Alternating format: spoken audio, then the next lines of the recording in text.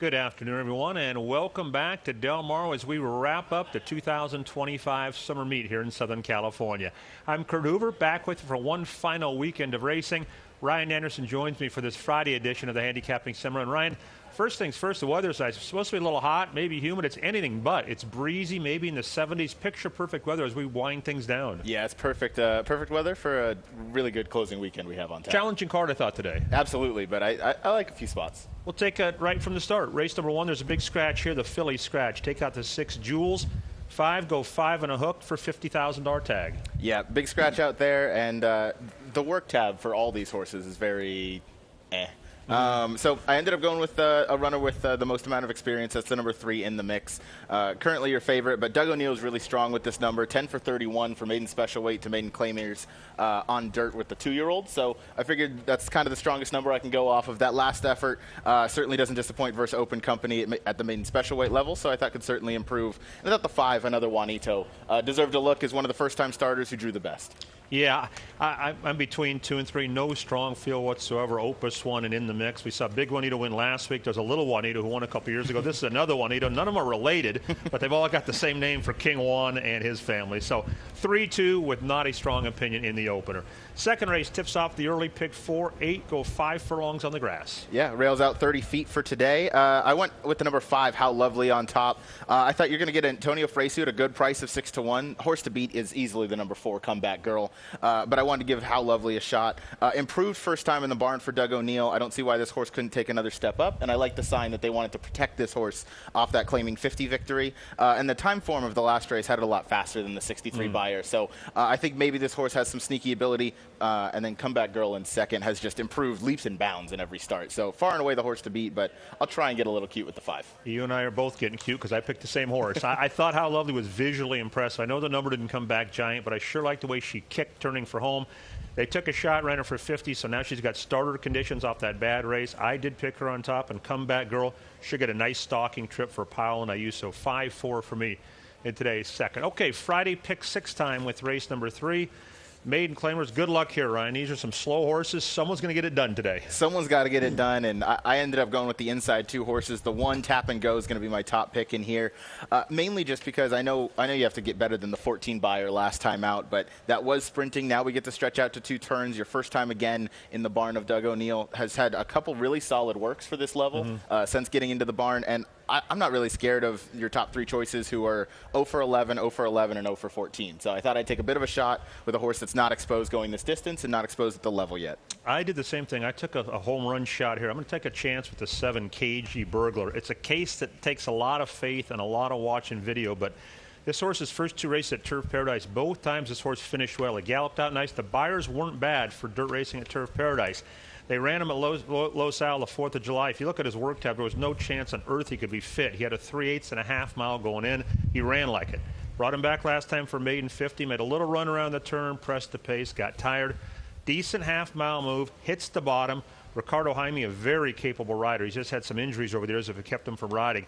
I'm going to take a shot on the 7 KG Burger because I've seen the rest of these a lot of times. Cano for the win was hung out in the parking lot last time out, still ran okay. Skyquist won kind of nice. The 3rd place finisher did come back to win. And like Ryan, Toppers at Seaside, Supreme Coast, War Swift, they keep running the same race. One of them is going to be good enough. Any one of those horses could win, but let's blow it up with KG Burglar at 20-1 on the line. First race of the pick 6, why not? Yeah, Play the favorites get and off see to if we a can't start hot. single ticket start, and then I might not come in tomorrow and say, nah, I would because I love what I do. 4th race, 5 furlongs on the turf, scratch 5, 10, 11, and 12. Yeah, I ended up with the 4 Glorious Life. That last effort was so impressive visually, and the number came back to reflect that. First off the bench for Carla Gaines. Has had 3 really strong works since then. The 3-back work was with Winning Patriot, who just came out to run a really nice second this past weekend. Again, yeah, strong win last time out, so I wanted to give this one a shot right back. And I thought the Rail Horse and the Ohm of the Brave with Fresu aboard, also second off the bench, dropping from open company, deserved a look underneath, but probably going to single the 4 here. Yeah, you and I never talk about these cards going in. We agree again. Unlike the other race where we were talking about where the visual and the number don't match up, here the visual and the number match up in Glorious Life. Super impressive. Visually, big number. Love the fact Carla Gaines put 3 works into this gelding after the race, which tells me he came out of the race great. Kimura rides back, so the 4 on top for me. K-Sit on the outside has fired every time he's run. Should get a good trip again, and I put him second. 4-9 in this afternoon's 4th race. On to the 5th, scratch 6, 9, and 10. Usha is going to be a very short price, and Ryan, before I came down, I was going through the pick 6 with my partner in the pick 6 play, and to me, a big decision on today's card, especially if you're a pick 6 player, do you single Usha, who's going to be a very short price, or do you try and knock her off and knock out some people? Yeah. Tough call. It is a tough call with Scary Fast Ride scratching, who was going to be my top choice. Kind of scratched into Usha at that 1, so I'm going to take her off that effort. Maybe it was the Lasix, maybe it was back being on the West Coast, maybe it was growing up since a 2-year-old, so I'll give her a shot. Yeah. Hesitant for sure, but all the other horses in here, they would have to jump up leaps and bounds, and that effort was visually impressive for Usha last time enough to the point where I'd feel okay using her on top. Yeah, I mean, she's a horse you can single. Her win was huge. The number was gigantic. The filly she beat, Margarita Girl, did come back to win. And as you point out, it could be a combination of those things. It was first-time Lasix, first start as a 3-year-old, so maybe she just turned things around because she always was very highly regarded. So I put her on top. I think Artismo will run well. She comes out of that race at Saratoga. She gets back on Lasix, which is a big plus. Dare to Fly, I thought, ran pretty well. The winner of that race came back and won for fun in a stake at Colonial. I thought she ran well. So 1-2 for me in the 5th. You and I picked that exactly the same. I'm 1-2-5. Same way? 1-2-5, right in order. Crushed the trifecta. 6th race, start of the final pick 3. The Alsos did not get in. It continues to not be a good meet for also eligibles. What are we doing this one, Ryan? Yeah, the number 6 Counterbalance. I've been waiting for this horse to run back. I'm excited to see this one. Buddy of mine also was really high on this horse, just waiting to get this horse on turf, going 2 turns, being by Caravaggio, out of a Kitten's Joy mare. I think that's turf top and bottom. It screams it. Really good drills since that debut, and I always think that going long on turf was the goal. I know we're towards the end of the meet, but there's not many spots to go. So I think this is the one. Counterbalance going 2 turns is going to be a top pick for me. The 4, I thought, first time with Phil D'Amato, first time in the States, and 5-1 for Rispoli D'Amato teaming up for Cortina d'Imprezzo.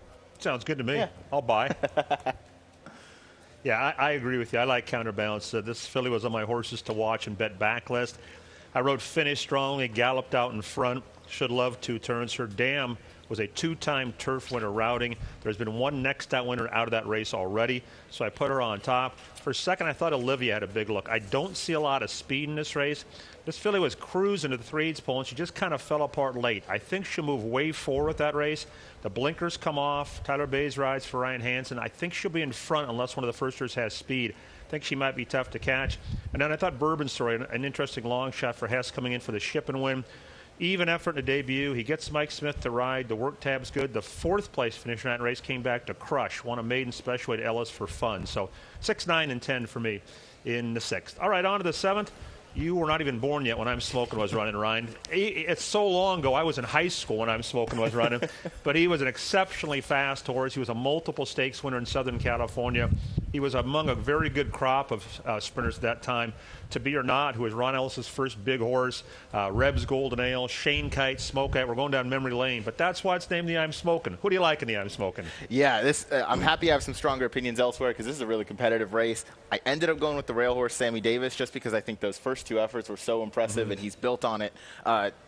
From start 1 to start 2. He has that speed, and I think the rail draw kind of forces the hand early, and I think that's where he does his best running. So I anticipate Hector to send out of there quick. I don't anticipate the extra half furlong being an issue. There is some other speed in here, but I think he's been quick out of the gate, especially in his last start. I think it's going to be to his advantage once again. So I went with the 1 on top, and the 5 I thought deserved a shot in second as well with Thirsty Rebel. Yeah, interesting race. I love the way Thirsty Rebel won first time out. I personally, when I'm handicapping and gambling and watching races, give so much more credit to a 2-year-old that wins from off the pace.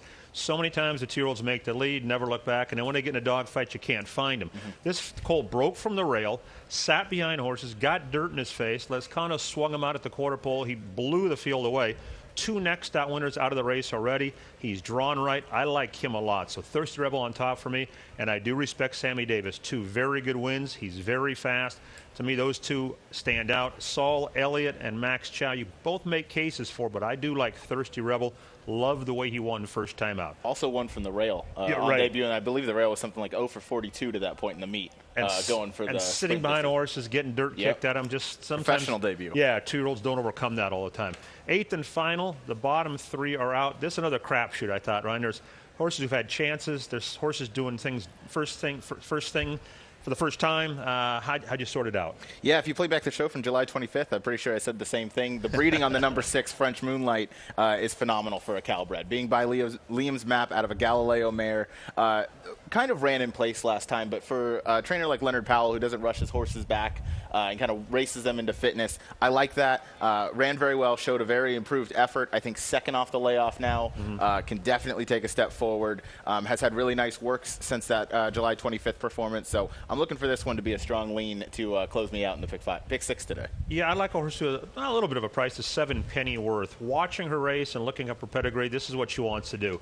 She didn't break real sharp. She finished up nicely. She galloped out well. She's a foal to Nancy Griffith, a nice horse Miati's got, who hasn't won going long, but has hit the board 3 times going long on the grass.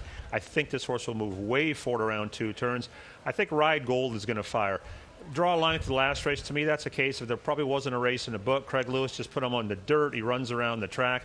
Now you take the blinkers off. You get Barrios. I would bet Barrios is going to try and anchor this horse a little bit today and make one run. So 7-9 for me. There's others in here you can make a case for. French Moonlight, I thought, ran well last time out. A couple others have some kind of form.